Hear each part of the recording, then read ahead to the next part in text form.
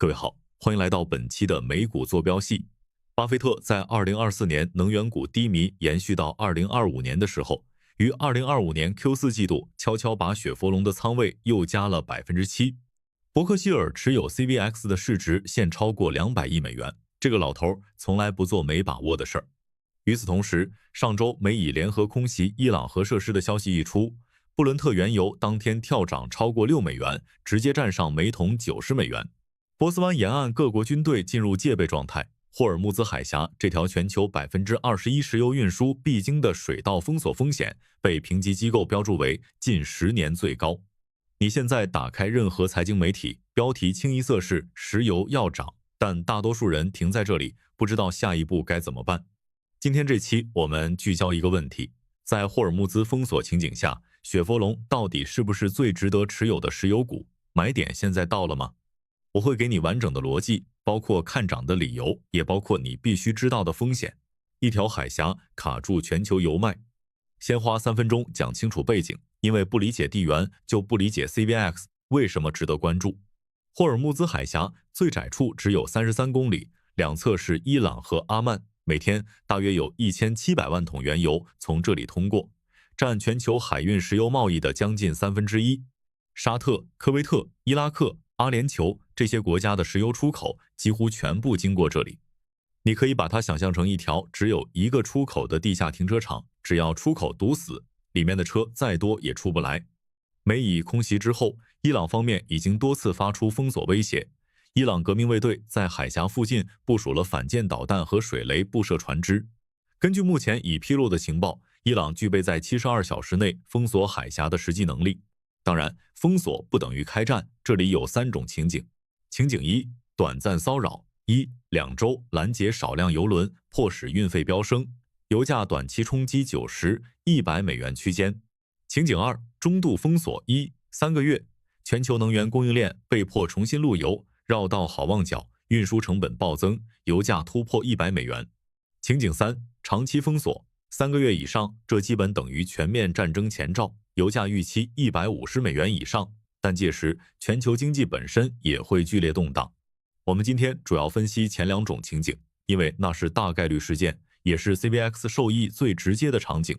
CVX 核心资产解剖，它凭什么受益？1. 二叠纪盆地不依赖霍尔木兹的产油机器。很多人误解了一件事， CVX 持有中东资产，所以霍尔木兹封锁对它有负面影响。错，雪佛龙在中东的核心资产哈萨克斯坦的田吉兹油田走的是里海管道联合体，出口到黑海根本不经过霍尔木兹，而 CVX 真正的产量核心是美国本土的二叠纪盆地。截至2024年底数据， CVX 在二叠纪日产量约90万桶油当量，是美国最大的独立二叠纪生产商之一。二叠纪的开采成本每桶大约在35、40美元。当油价在90美元时，每桶净利润接近50美元。换句话说，霍尔木兹一旦封锁，全球供应减少，油价上涨， CVX 的二叠纪产量以近乎固定成本全吃涨幅。这里有个核心数据你要记住，油价每上涨10美元，雪佛龙全年 EPS 大约增加 0.5美元。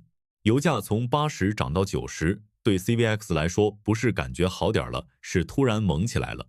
CVX 资产地图为什么封锁中东海峡？美国本土加多元布局的公司更抗打。现在我们来拉远镜头，看看 CVX 的全球资产地图。这不是一张简单的图片，而是理解它在地缘危机中抗打能力的关键。首先，用一张地图来直观感受 CVX 的油气资产分布在5大洲，超过30个国家，但核心产量高度集中在美国本土和非中东地区。这让它在霍尔木兹封锁时几乎不受直接冲击，反而能从全球供应紧缺中渔翁得利。美国本土产量心脏占总产量近 50%。 二叠纪盆地 Permian Basin 新墨西哥加德州西部，如上所述，日产90万桶。这里是 CVX 的现金奶牛。为什么抗打？因为它完全内陆化原油，通过管道直达美国炼厂和港口，如休斯顿、科罗拉多河口。霍尔木兹封锁再凶，也堵不住德州油田的钻机。墨西哥湾深水日产约30万桶油当量，CVX 在这里有 anchor Anchor 扩展、Mad Dog 2等项目。这些是深水浮式平台，原油直接上岸到路易斯安那炼厂。2025年 CVX 计划在这里再投产3个新项目，产量贡献将升至总量的 15%。加州坑河油田老油田，但通过 EOR 增强采收技术，日产稳定10万桶，成本低，现金流稳。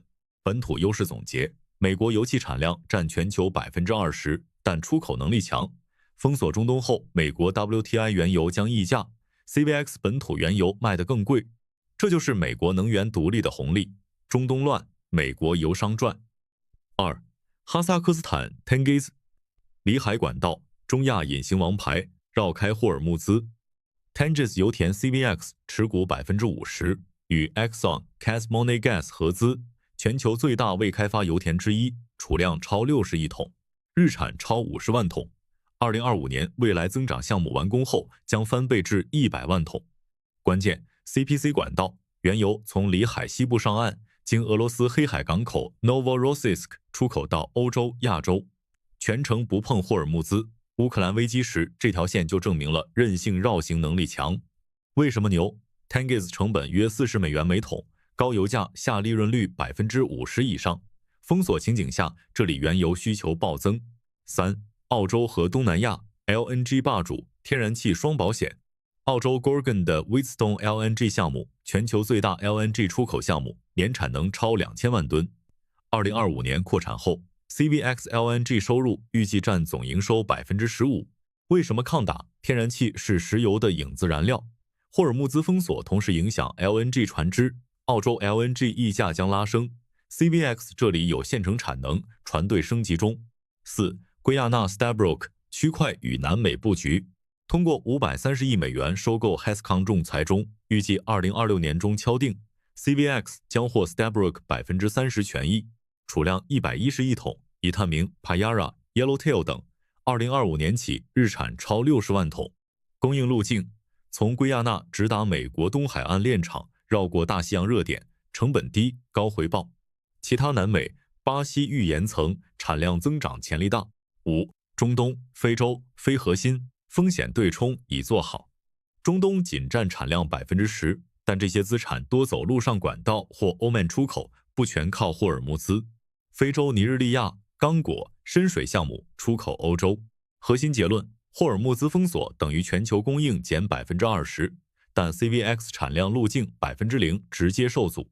它的多元布局像一张全球能源保险网，中东堵了，美国、澳洲、哈萨克补上。历史数据：2022俄乌危机 ，CVX 产量仅降 2%， 而 Shell、BP 降 8% 以上。更深层 ，CVX 的2025到2026 Capex 预算145到190亿美元，重点投本土和低风险区。这不是运气，是战略。巴菲特看重的就是这份睡得着觉的供应安全。简单说，封锁中东海峡时 ，CVX 不是受害者，而是全球买家争抢的卖家。它的资产地图决定了它在地缘风暴中的王炸地位。2. 上下游一体化，别人的灾难是 CVX 的套利机会。雪佛龙不只是挖油卖油，它的业务链条是这样的：上游勘探开采，中游管道运输，下游炼油加化工加加油站。一体化的意义在哪儿？举个例子，2022年乌克兰战争爆发，欧洲能源危机，很多纯炼油公司因为原料成本暴涨，利润被压缩。但 CVX 同期上游利润暴涨，直接对冲了下游压力，全年净利润创历史新高355亿美元。这就叫天然对冲，你不需要压住，油价一定涨，只要供应链波动 ，CVX 某个环节就会受益。而霍尔木兹封锁最直接的影响是中东原油运输受阻，美国本土原油溢价上升 ，CVX 二叠纪原油的出口价格走强。美国 WTI 原油和全球布伦特原油的价差，历史上在供应紧张时会迅速收窄甚至倒挂，这对 CVX 的美国出口业务是额外红利。3. 资产负债表能扛多久的熊市？老头子特别喜欢 CVX 的一个原因是它的财务防御性，净负债率约 10%， 是大型石油公司里最低之一。2024年全年自由现金流约150亿美元，股息连续37年未中断，目前股息率约 4.2%。过去3年回购金额超过150亿美元。这意味着，即便油价在某一季度跌回70美元 ，CVX 不会削减股息，不会发债度日，它有足够的子弹熬过寒冬，然后在景气周期到来时全力收割。巴菲特的逻辑从来不复杂，买一家你能理解的公司，确保它足够便宜，然后等。CVX 的现金流稳定性正是他敢于加仓的底气。4. 每桶成本优势，横向对比竞争对手。简单比较一下几家主要能源公司的盈亏平衡油价。埃克森美孚盈亏平衡价大约在55美元每桶 ，BP 盈亏平衡价大约在65美元每桶，壳牌 Shell 的盈亏平衡价大约在60美元每桶，而雪佛龙的盈亏平衡价大约在59美元每桶。截至近期 ，CVX 股价约在155到160美元区间波动。用几个简单指标来看，它值不值这个价？市盈率约12到13倍。你可以理解为，你花12块钱买一份资产，它每年给你赚1块钱回来。标普500平均是20倍以上 ，CVX 明显便宜。市净率约 1.5 倍，低于历史均值。EV/EBITDA 约7倍，行业平均约9倍。从纯估值角度看， CVX 目前处于历史偏低区间。分析师目标价，在油价90美元假设下，华尔街主流分析师对 CVX 的12个月目标价中位数已上调至约180美元，较当前价位有约12到15%的上行空间，叠加约4.2%的股息，总回报预期接近20%。部分激进乐观派在油价持续高位情景下给出195-200美元的目标价。截至近期 ，CVX 股价约在155-160美元区间波动。用几个简单指标来看，它值不值这个价？市盈率 PE 约12-13倍。你可以理解为，你花12块钱买一份资产，它每年给你赚1块钱回来。